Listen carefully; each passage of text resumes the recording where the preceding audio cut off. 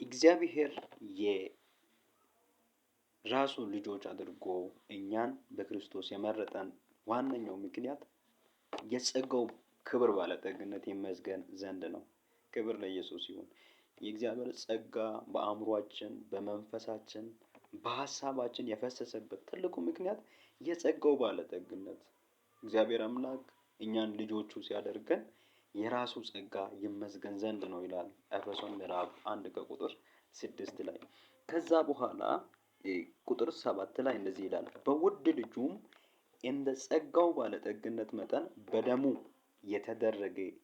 በደሙ የተደረገ ቤዛነታችንን አገኘን፣ እርሱም የበደላችን ስርየት ይላል።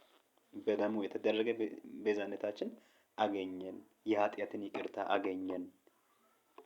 እግዚአብሔር የበኩር ልጁን ወደዚህ ምድር በሚልክበት ጊዜ እግዚአብሔር ልጅ ኢየሱስ ክርስቶስ ደግሞ በመስቀል ላይ የተሰቀለበት ትልቁ አጀንዳ በብሉይ ኪዳን ላይ ደም ሳይፈስ ስርየት እንደሌለ እናውቃለን።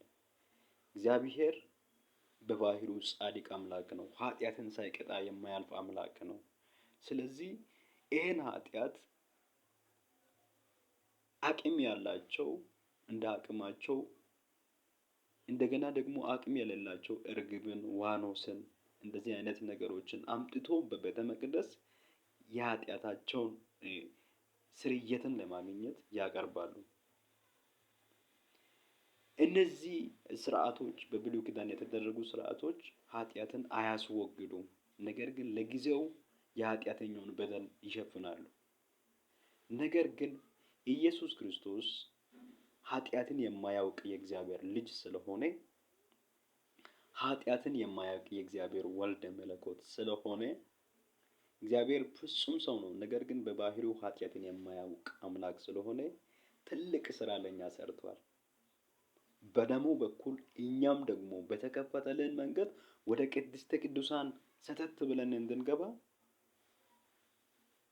በደሙ የተደረገልን የኃጢአትን ይቅርታ በክርስቶስ ኢየሱስ አግኝተናል። ይህ አሁንም ለኛ በረከታችን ነው። ክብር ለኢየሱስ ይሁን። ሌላው በረከት መንፈሳዊ በረከት እያልኩ ስለሚቀጥል ሌላው በረከት አለ እዚህ ቦታ። ጸጋውም በጥበብና በአእምሮ ሁሉ አበዛልን ካለ በኋላ በክርስቶስ ለማድረግ እንደወደደ እንደ ሐሳቡ የፈቃዱን ምስጢር አስታውቆናልና በዘመን ፍጻሜ ይደረግ ዘንድ ያለው ሐሳቡም በሰማይና በምድር ያለው ሁሉ በክርስቶስ ለመጠቅለል ነው። እንደ ፈቃዱ ምክር ሁሉን እንደሚሰራ እንደ እርሱ ሐሳብ አስቀድመን የተወሰንን በክርስቶስ ደግሞ ርስትን ተቀበልን ይላል። ይህንንም ያደረገው ደግሞ የጸጋው ክብር ይመስገን ዘንድ ነው ይላል። በዚህ ቦታ ከቁጥር 8 እስከ 12 ላይ በጣም ጥልቅ የሆነ የእግዚአብሔር ምስጢር አለ።